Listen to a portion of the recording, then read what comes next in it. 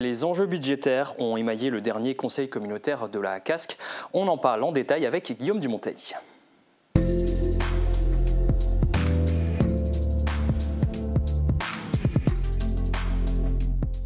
Bonjour Guillaume.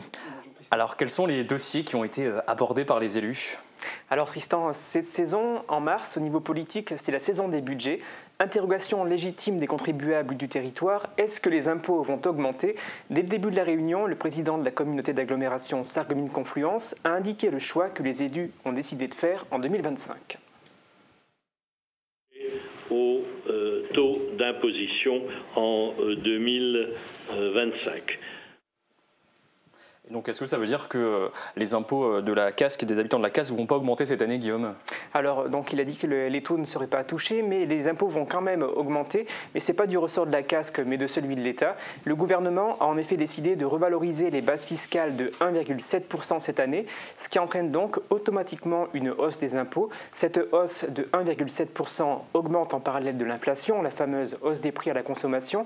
À noter que l'augmentation des bases fiscales a déjà été beaucoup plus importante les années passées. C'est moins fort du coup cette année, mais ça augmente toujours. Les 6 budgets ont donc été présentés aux élus. Le budget principal et 5 budgets annexes. Comment peut-on les qualifier ? Alors on peut dire que ce sont des budgets prudents car le contexte est incertain. La loi de finances n'a été adoptée que tardivement, le 6 février, et il y a encore des inconnus. Les élus de la Casques ne savent pas par exemple dans quelle mesure l'Interco sera impacté par le FPIC, le DILICO, ni ce que la Casques touchera comme DGF cette année. Alors tout ça ce sont des acronymes, mais croyez-moi, si je commence à indiquer les mots qui se cachent derrière ces lettres, on comprendra encore moins ce que je raconte. Pour résumer, on peut dire qu'il s'agit de ce que la Casques verse et reçoit comme argent de la part de l'État. Il y a en effet un rapport de vase communicant entre les collectivités avec des échanges de fonds entre les unes et les autres. Cela s'observe également entre la Casques et les communes membres situées sur ce territoire. Ces dernières espèrent recevoir de l'argent pour investir ou pour équilibrer leur budget de fonctionnement. Et alors, est-ce que la Casques sera généreuse avec ses communes membres cette année ? Alors là aussi, difficile de se prononcer. En tout cas, la com d'Aglo, la grande collectivité locale, si on veut, ne va pas oublier ses petites sœurs. Roland Roth l'a indiqué, écoutons-le. Alors, nos actions en matière de solidarité intercommunale sont maintenues à l'identique dans ce budget. Je rappelle, prudence oblige, ce qui ne nous empêchera pas, quand nous serons en possession de toutes les informations que nous attendons, d'évaluer la possibilité d'attribuer, comme l'année dernière, une dotation de solidarité complémentaire qui répondrait à certaines attentes.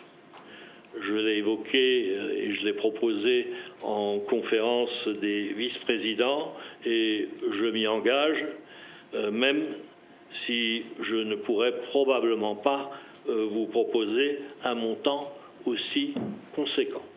Rappelez-vous que nous avons doublé notre dotation de solidarité l'an dernier, et doubler, ça signifie passer de 2 à 4 millions d'euros. Alors, compte tenu de ce qui vient d'être dit, même si parfois les faits sont contraires aux prévisions, en 2025, les communes ne devraient pas toucher autant d'argent en ce qui concerne cette dotation de solidarité communautaire exceptionnelle. Guillaume, que faut-il retenir en matière d'investissement ? Alors, comme je ne rentre pas dans l'analyse détaillée des différents budgets pour ne pas provoquer une avalanche de chiffres, je ne vais citer que quelques investissements parmi les plus significatifs. En 2025, la Casques va investir plus de 1 800 000 € dans les pistes cyclables, 735 000 € dans la Maison de l'Eau et la Friche Pierron, 635 000 € dans les gymnases et notamment le Bliss Park, ou encore 150 000 € dans le centre nautique de Sarreguemines, compte tenu des mesures qui seront prises cette année pour répondre aux dégradations importantes constatées dans la structure du bâtiment. On a déjà eu l'occasion d'en parler dans notre JT. Oui, avec la mise en place d'un accès restreint au centre nautique dès le mois de juillet.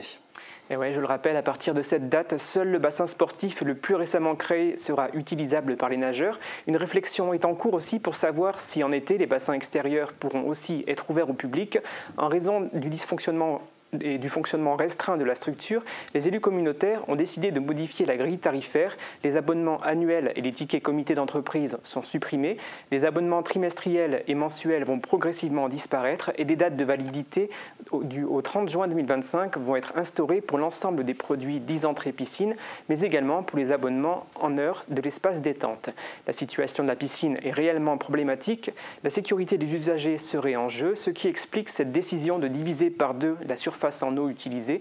La construction d'une nouvelle piscine est à l'étude. Cela nécessiterait un investissement de 26 millions d'euros. Un tel équipement n'apparaîtrait pas du jour au lendemain. Le maire de Sarreguemines et premier vice-président de la Com d'Aglo a pris la parole pour rappeler l'importance de pouvoir accéder à une piscine pour les usagers. Plus notre population pourra accéder à l'eau, moins il y aura de fermetures, mieux ce sera.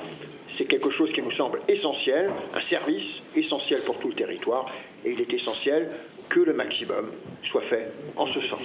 La sécurité, tu l'as évoqué, c'est un point essentiel pour moi.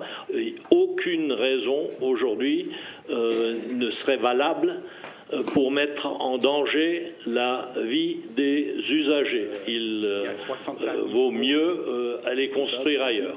Il faut rapidement que la ville de Sarreguemines puisse me dire voilà un terrain qui est disponible, et à partir de ce moment-là, eh bien, nous ne perdrons plus de temps.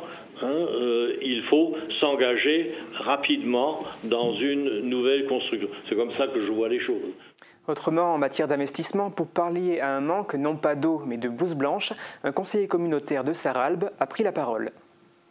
Les intercommunalités voisines, à savoir Warnes, Saint-Avold, Cazat, Forbach et les intercommunalités Bouzonville, Frémin, Merlebach, apportent toute une aide à l'installation des médecins dentistes à hauteur de 15 000 €. Il aurait été opportun que la CASC s'engage dans la même démarche, vu le manque de médecins, et tout particulièrement dans des petites communes à caractère un peu rural. C'est une remarque qui peut être faite. Nous sommes en plein dans le sujet, puisque nous sommes en train d'élaborer notre contrat local de santé, et dans ce cadre, ça a déjà été évoqué, effectivement, ce n'est pas à exclure. Cette question a été posée, et donc on va se déterminer par rapport à ces différents axes, notamment par rapport à l'accès aux soins, par rapport aux aides que les collectivités peuvent faire par rapport à l'attractivité, par rapport à la manière d'attirer des professionnels. Donc j'ai envie de dire, tout est à l'état de discussion, on avance relativement vite, puisque d'ici quelques mois on sera en situation de proposer des solutions concrètes, et on aura encore l'occasion d'en reparler dans les semaines qui viennent. Et ce ne sont pas les seuls investissements que la CASC met sur la table, Guillaume. Et oui, la communauté d'agglomération Sarreguemines-Confluence prévoit également des investissements importants en matière de développement économique. Elle pourrait ainsi dépenser près de 6 740 000 € dans l'aménagement des zones d'intérêt économique, près de 400 000 € pour le golf et à peu près la même somme pour fournir du mobilier au futur IFSI. Si au niveau du budget de l'eau, que les dépenses d'investissement devraient être les plus importantes, avec un total proche de 18 650 000 €, 7 millions d'euros pour permettre, on l'espère, l'implantation de l'eau Solis, et dans le cadre de cette implantation industrielle, 3 millions d'euros supplémentaires pour compte de tiers pourraient également être investis.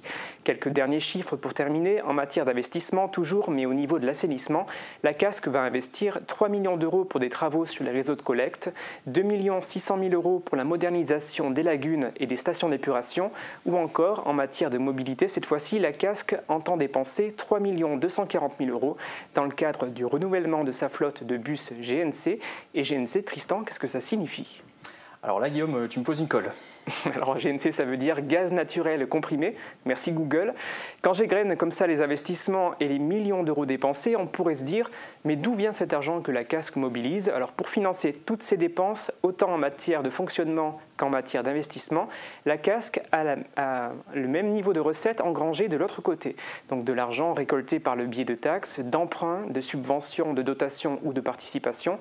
Bref, tout ceci est bien cadré et bien ficelé comme dans n'importe quel budget de n'importe quelle collectivité qui se respecte. Merci beaucoup Guillaume pour toutes ces informations.